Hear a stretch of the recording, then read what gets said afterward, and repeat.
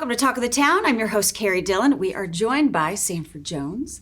It is so good to spend some time with you. Thank you. It's that time again of the year. Now, you and your wife are co-directors of the Youth Opera International. That's right. Okay. Yeah. And so you all have put on a concert over the past 9 years now? Yes, that's it. And it's that time again. I know. But we're changing it up this year a little bit. Uh-huh. Yes, actually, ordinarily, I have a two-piano partner with whom I went to college, who is now married to my cousin, but he lives in Philadelphia. Okay. So because of the COVID situation, we've been unable to get together to practice. So in order to keep the tradition alive with the Gullah Museum, Right, I was going to mention that. solo program. Okay, so the benefit always, the funds always go to benefit the Gullah Museum. That's right. Okay, so Gullah Museum Hilton Head, and folks can still donate to that, and we'll talk about how that's going to all take place. It'll be on YouTube and all that. We'll get to that in a second. But let's talk a little bit about the program and why you support the Gullah Museum, why you're so passionate about it, and then we'll talk about some of the composers in your program this year. Well, our daughter, Carrie Hirsch, who lives here in Hilton Head, introduced me to Louise Miller Cohen, who is a real spokesperson for the Gullah Museum.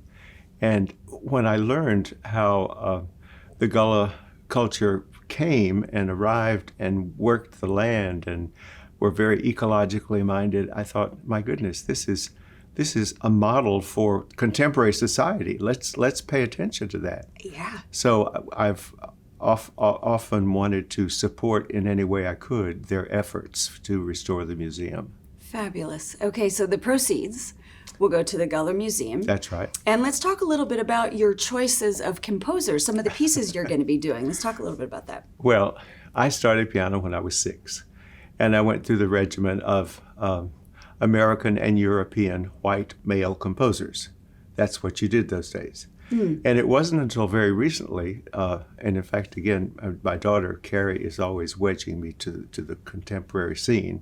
Daddy, this is the year of the woman, 100 years of voting. She's got some good ideas, that Yes, daughter of yours. and respect for minorities. So I started researching and found that there were a bevy of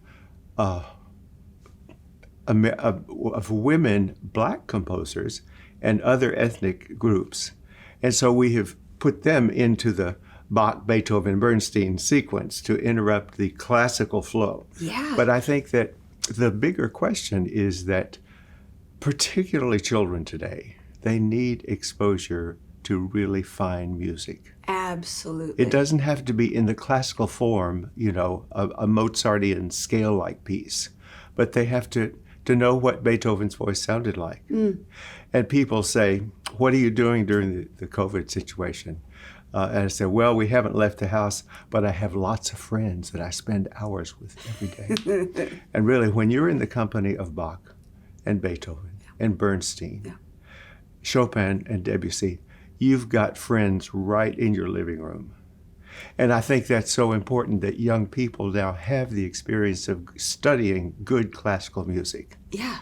Now, And tuning the ear, pardon? And training the ear toward it a bit, yeah. Now, of course, we need movie music. Of course, we need jazz. And I'm breaking out of my Mozartian mode to play a Scott Joplin piece. I hope it doesn't end up sounding like Mozart. You know what? No, I mean, but you're putting your voice into it with your touch. That's right. You know, it's amazing how a different pianist can bring to life a piece of music it's really extraordinary, the voice of the pianist. Yes, yes. Okay, so Scott Joplin, and then the other composer. Well, Teresa Carreño, a Venezuelan pianist.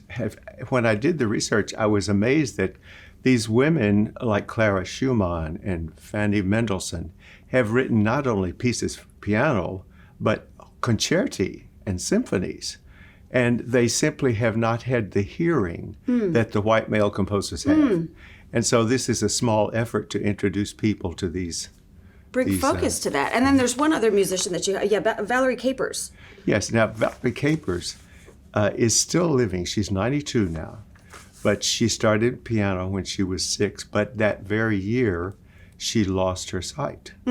So she had enough knowledge of what music looked like that she went on to study, attended Juilliard in New York City, and then was on the faculty for years at New York University. Perfect. So a wonderful success story. Yeah, absolutely. Okay, so it's going to be taking place, now this can be viewed on YouTube, January 29th. That's right. 2021. We'll all be able to view it. And we'll tune back in for then. Yeah. And take a listen to it. It's always so good to spend some time with you. Well, thank you. This is a pleasure. And I Sanford. hope that people listen and enjoy these different pieces that they probably have never heard before. Yeah, I'm so excited. I can't wait. The Carreño lullaby is just, it will put you to sleep in a good sense. Okay. You won't really go to sleep. You'll still hear it. But it really speaks to the heart. Yeah, indeed. Can't wait to hear it. Sanford Jones, so good to spend some time with you. We'll be right back with more Talk of the Town.